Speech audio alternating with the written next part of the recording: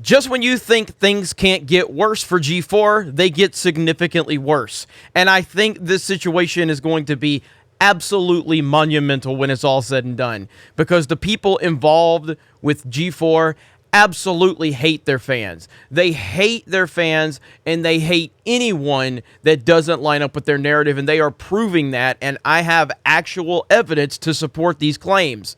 Not to mention all of the nonsense we've seen from this person named Frosk, who made the all-time great feminist rant to alienate an entire fan base right after your relaunch. Now, again, G4, like many of you, meant a lot to me when I was younger. You know, as a video game player, as a person that was into this world, seeing these things on TV, seeing people talking about it that I could relate to was amazing. It was incredible. And so it's always, that name and that brand is always going to have a special place in my heart, like many of you.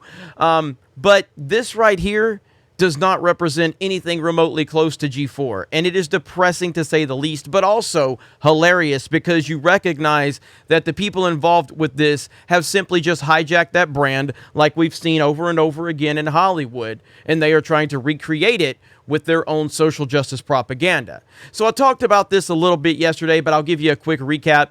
I went into their comment section, and they were doing a live stream, and I saw the ratio, which you can see it on the screenshot. At the time of this was 427 to 578. Obviously not quite ratioed, but a pretty bad like to dislike ratio. And I simply just commented, that ratio though.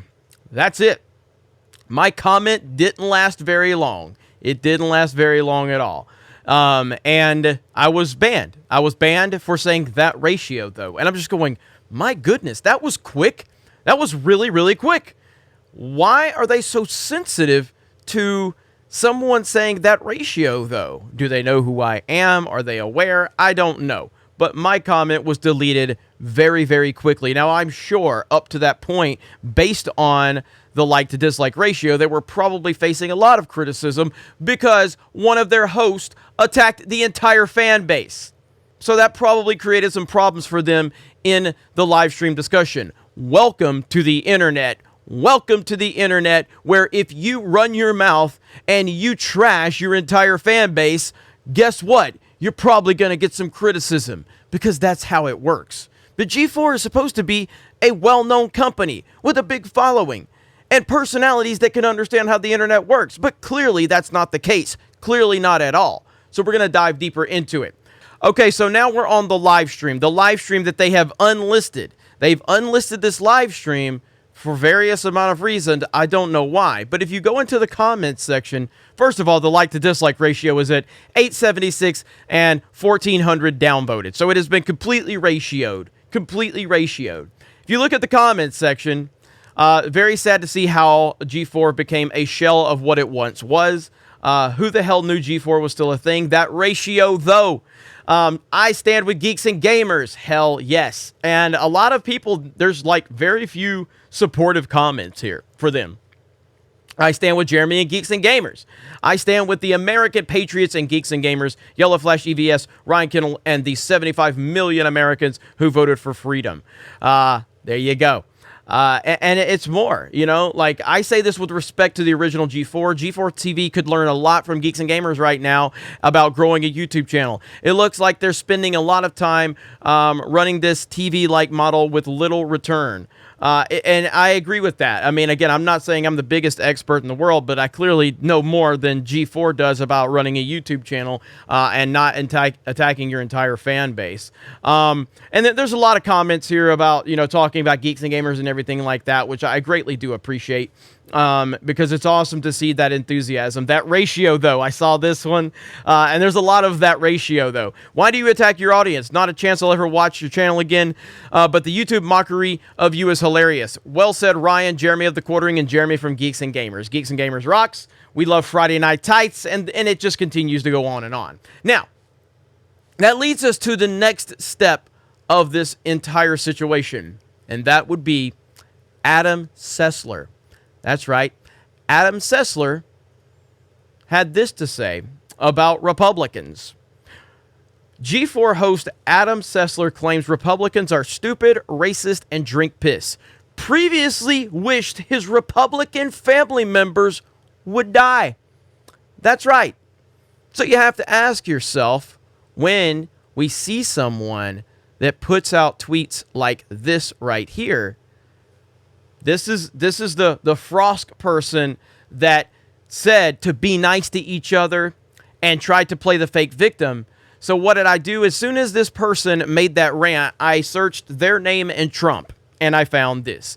Get effed Trump. I don't want Trump supporters as fans.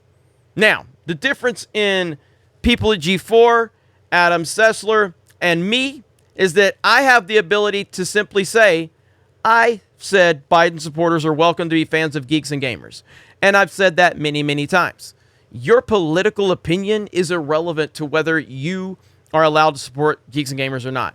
You don't even have to have a political opinion. I don't care. It doesn't matter to me. You don't have any responsibility to, convince me that you're worthy of. If you want to support Geeks and Gamers, support it. If there's things that have to be, spoken against or whatever, if someone says something, then obviously I can clarify anything in the world, but I'm not going to make any generalizations on an entire group of people. Clearly, I'm a Trump supporter, but you don't have to be.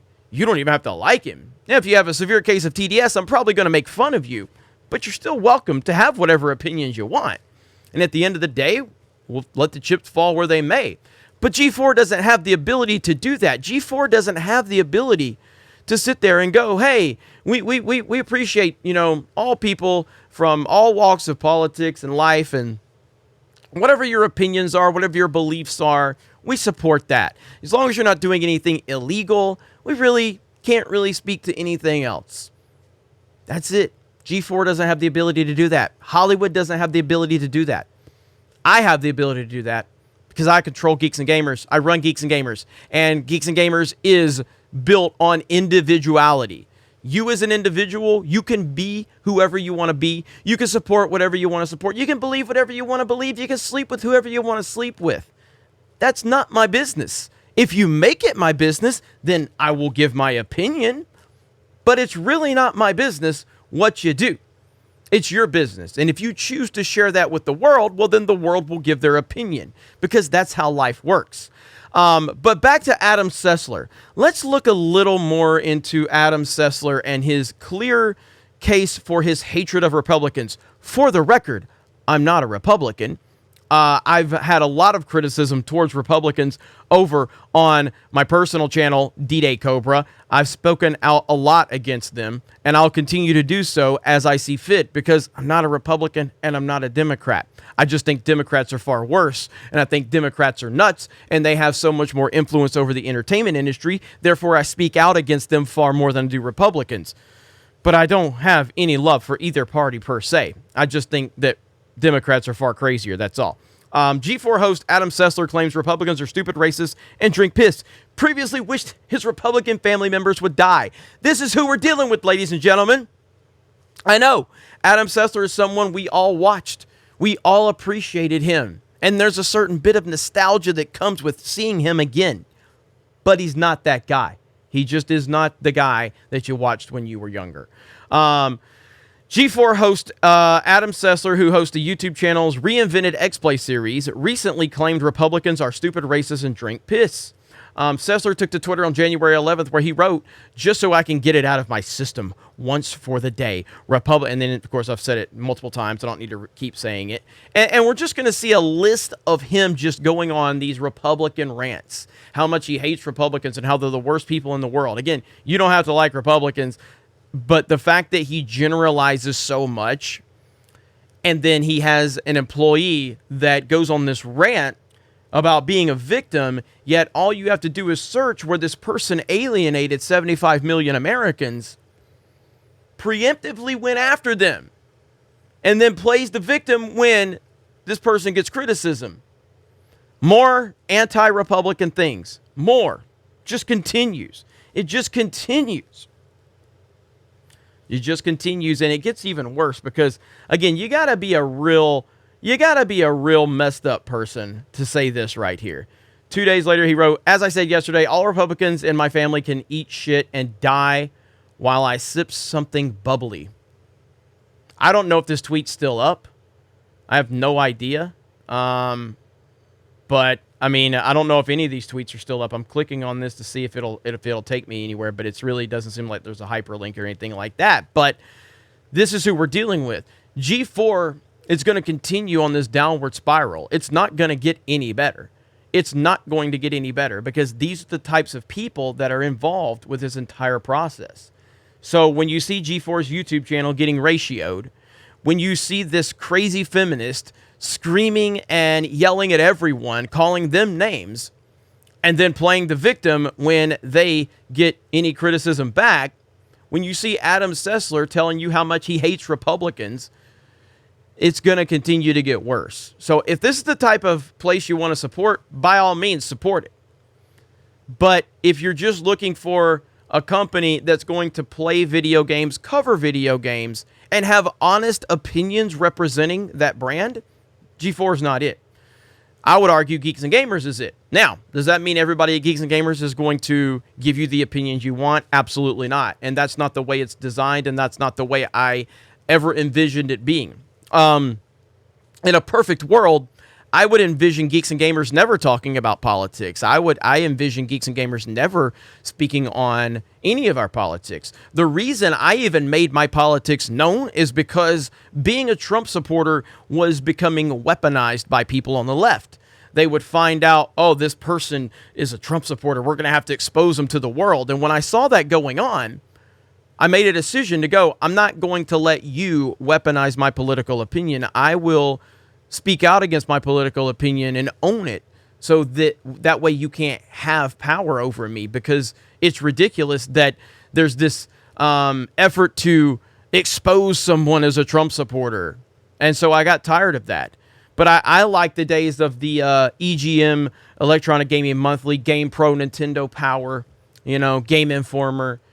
I read those magazines and publications a lot when I was younger, and I never heard anything about politics.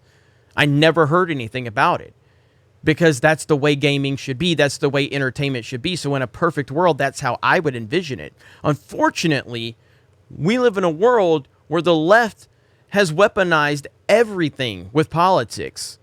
And unless you want to continue to see your favorite properties and your favorite entertainment industries, your favorite video game, your favorite movie, your favorite comic, unless you want to continue to see that get ruined, then we need an alternative that can battle against the narrative. Because as I've said, there's the frontline people that need to create products. There's the frontline people that need to create comic books and movies and different stories and different music and different video games. And those people are out there. There are not a lot of them, but there's some, and they're helping inspire more. Obviously, we've talked about Young Ripa and the Ripaverse. Eric July, I'm a good friend of his. I will continue to support him, and I can't wait for him to launch that. You've got Comicsgate out there. You've got people like Dan Vask out there creating music. You've got so many people out there that are getting inspired by those groups of people and different individuals that are doing their thing. And that's a very, very important piece. That's the front lines. But how did Hollywood get to weaponize all of these things? Because of the publications that would back them up.